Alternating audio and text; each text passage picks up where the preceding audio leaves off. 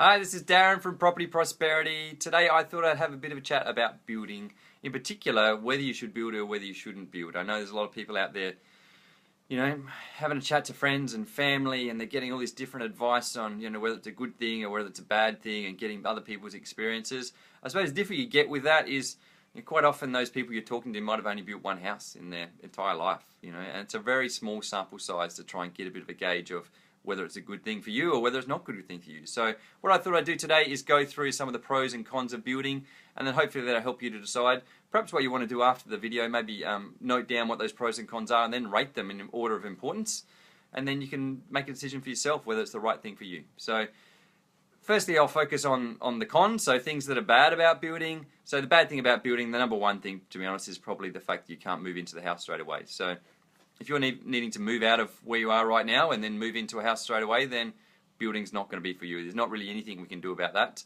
It's going to take about 6 months to build a house, and it's probably going to take you at least 3 months to get all your plans approved and pick out all your colours and get all your finance and all that sort of stuff. So, I suggest to people they allow at least 9 months. So 9 to 12 months is probably a realistic amount of time to get your house done. So if you can't wait that long, then it's probably not going to suit you with the whole option of building. Some other issues you're going to get issues you're going to have with building is probably purely the fact you don't do it very often. Is because you don't do it very often, you're a little bit inexperienced with it, and obviously your friends and family, they don't do it very often too. So there's that degree of uncertainty and unknown, so it makes you quite concerned about the whole process, quite apprehensive about the whole process. And so that is an issue in the fact that you can be quite stressed because you just don't really know what to expect, and so that uncertainty can create stress along the process. So again, my advice to you is become as informed as you can, get as much information as you can, and just really make the right decision for you, and get all the information before you decide to do it. Don't start getting information once you've already decided, because then it can be too late. So the next thing is probably purely the fact about it is true that pricing can be quite variable. When you talk to your friends and family, they quite often talk to you about the cost blew out, and it was a lot more than what they expected it to be. That's probably more the fact that they probably didn't get all the information up front. If you imagine when they're talking to the builder has an inclination to give you the cheapest price, because that's what everyone wants. Everyone goes to the builder and says, hey, give me your cheapest price and I'll sign with you. So from the builder's perspective, it's really easy to give you the cheapest price. All they do is just leave things out of the house. And so by leaving things out of the house, the price is going to be cheaper. The issue you get is you sign up then because you got the cheapest price, and then they'll add all those things back down the track, and then it ends up being at least the same price, or really stressful down the track that you... Thanks for the like, I appreciate that. And yeah, if you do like what I have to say, then click on the like button. If you don't like it, still click on the like button anyway, because I really appreciate it.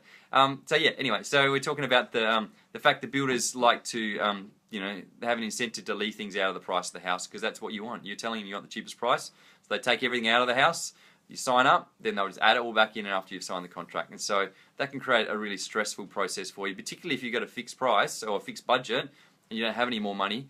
The issue with building is you need a finished off house. You can't live in a half finished house, you can't rent it out, you can't sell it, you can't do anything with a half finished house, so you need to get all the way to the end. So if you run out of money halfway through, it can be a really stressful process. So I'd suggest is, I understand it's really important to get the cheapest price, but you don't really want to get the cheapest price at the risk of finding out you've got to add money on afterwards, which creates a huge amount of stress. So that leads us on to the pros of building. So some of the good things about building is that you get what you want, and so I talk to a lot of people that build, they don't actually want to build, they end up just building because they've been looking around for years trying to find the house they really wanted. And at the end of the day, if you're buying an existing house, like a house that already exists, then the house is never going to be what you want it to be, because it's not your house. It's always been someone else's house. It's the layout, everything, the doorknobs, the taps, the colours, the styling, everything about the house is not going to be what you want, because it's not your house at the end of the day. So you're always going to have this thing, there's always going to be this compromise between what someone else has decided they want the house to be and then you moving into their house down the track, I suppose. So some of the other benefits of building is, I think probably one of the main benefits is what I describe as the developer discount. So I describe it as a developer discount because the developer, when they do a subdivision or sell you a block of land, they make their money on the land. They're not the builder, they're not making money on the build. So really, they just want to sell you the land. They don't want to build the house because it's going to be a lot more money out of their pocket, a lot more time involved for them. Imagine they've got 10 blocks of land, they've got to build 10 houses and wait for 10 houses to be built. So for them, they do really want to provide an incentive for you to buy the block of land rather than having to build the house. So what they do is they try and sell you the land. Well, the finished off house, they look at the price of finished off house and they try to sell you the land plus the house, or a house and land package, cheaper than what the finished off house would be. Because at the end of the day, if it's the same price for a finished off house as it is for a not finished off house, you're probably going to go for the finished off house, because you walk inside and have a look and make sure you like it. So that's probably my advice to you is, yeah, just have a bit of a think about, just look at the price of what the finished houses cost, and look at the price of the not finished house, the house and land package. You'll probably see it might be 10, 20, 30, 40, even $50,000 cheaper, depending on the market. The benefit for that is, firstly, you make some money straight away, which is really cool. Once the house has been built, you're up already. But even if the market pulls back and you're worried about the markets where it's going to go down, the good thing, if you buy it at a discount, even if the market comes back a bit, you've got a bit of a safety net there, and you've still made some money, which is a good thing. So some other benefits of building is, quite often in South Australia, the way they work out stamp duty is based on it's like a stamp duty is based on the conveyance, like the land transfer, and the land includes the house. So if you're buying a finished off house, the land plus the house is what you'll be paying stamp duty on. If you're buying just a block of land, the house obviously doesn't exist yet, so you won't pay stamp duty on the land plus the house. It'll be purely on the land portion of it. So that amount of money you save can be significant. So that's going to make a really big difference as well. Another thing is the government really has incentive, or want to provide incentives for you to build. The reason they want to do that is because that increases the supply of houses on the market, which keeps the prices of the house prices low.